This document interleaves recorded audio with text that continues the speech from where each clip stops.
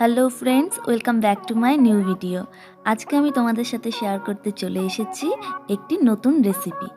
আজ আমি তোমাদের আর মাছের কালিয়া করে দেখাবো।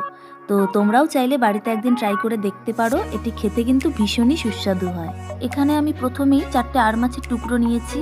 তো এই মাছের টুকরোগুলোকে আমি ভালোভাবে জল দিয়ে ধুয়ে জলটা ঝরিয়ে নিয়ে এর মধ্যে পরিমাণ মতন নুন দিয়ে মেখে নেব।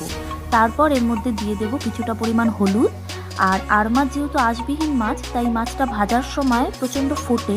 যে কোনো আঁশবিহীন মাছই ভাজার সময় ফোটে, তো সেই কারণে আমি কিছুটা সাদা তেল এর মধ্যে দিয়ে মাছটাকে মেখে নেব ভালো করে। আর তেল দিয়ে আগে থেকেই মেখে রাখলে মাছটা একটু কম ফোটে। তো তাই আমি আর মাছটিকে ভালো করে মেখে 15-20 মিনিটের জন্য ঢাকনা দিয়ে এটাকে ভালো করে রেখে দেব। আর এদিকে আমি একটা বড় সাইজের পেঁয়াজকে ঝিরিঝিরি করে কেটে নিয়েছি।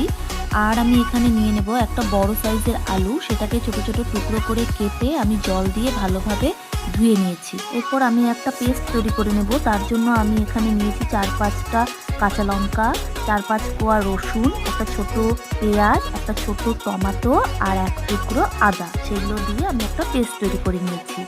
আর এখানে আমি একটা প্যানের মধ্যে কিছুটা মাস্টার্ড অয়েল গরম করতে বসিয়ে দিয়েছি। তেলটা গরম হয়ে আসলে আমি এক এক করে সব আর মাছগুলোকে ভেজে নেব। খুব সাবধানে ভেজে নিতে হবে। আর মাছগুলোকে আমি খুব বেশিক্ষণ ভাজবো না, দুপাশ কিছুক্ষণ একটু ভেজেই আমি আর মাছগুলোকে নামিয়ে নেব। এরপর সেই তেলের মধ্যেই আমি যে আলুগুলোকে কেটে রেখেছিলাম সেই আলুগুলোকে ভালোভাবে ভেজে নেব। আর আলুগুলোকে আমি লাল করে ভেজে নিয়েছি। তারপর একটা বাটিতে উঠিয়ে নেব। এবারে সেই তেলের মধ্যে আমি ফোড়ন দিয়ে দেব। ফোড়নে আমি দিচ্ছি একটা তেজপাতা, একটা শুকনো লঙ্কা, কিছুটা পরিমাণ সাদা জিরে, আর আমি দিয়ে দেব কয়েকটা গোটা গরম মশলা। কিছুক্ষণ নাড়াচাড়া করে আমি এর মধ্যে যে পেঁয়াজটা কেটে রেখেছিলাম সেই পেঁয়াজটা দিয়ে দেব। আর আমি এখনই এর মধ্যে নুন অ্যাড করে দেব। তোমরা তোমাদের স্বাদ মতন নুন দিয়ে দিতে পারো। তারপরে আমি দিয়ে দেব হলুদ, আর দিয়ে দেব কিছুটা লাল লঙ্কার গুঁড়ো। আর এখানে যে পেস্টটা আমি বানিয়ে রেখেছিলাম সেই পেস্টটাও এখনই আমি এর মধ্যে দিয়ে দেবো।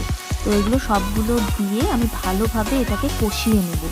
মশলাটা ভালো মতন কষানো হয়ে গেলে তোমরা দেখে বুঝতেই পারবে যে এর থেকে তেল ছাড়ছে।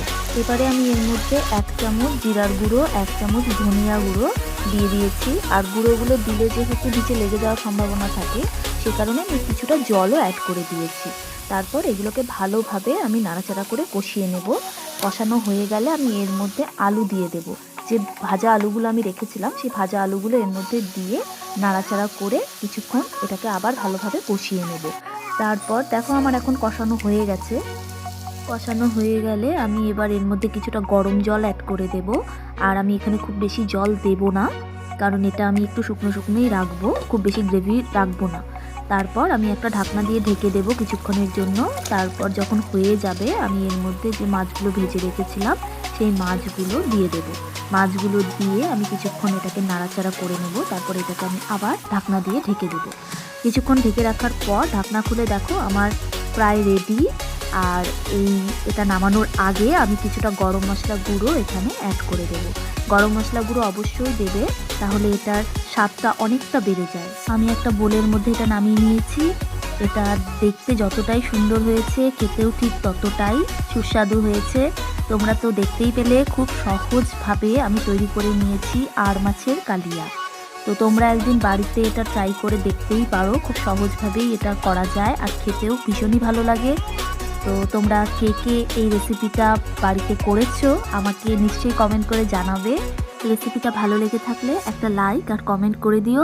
আর আমার চ্যানেলে যদি নতুন হয়ে থাকো তাহলে সাবস্ক্রাইব করে দিও। এই রেসিপিটা গরম গরম ভাতের সাথে বা পোলাওয়ের সাথে ট্রাই করে দেখতে পারো, ভীষণ ভালো লাগে। চলো আজকের মতন বাই।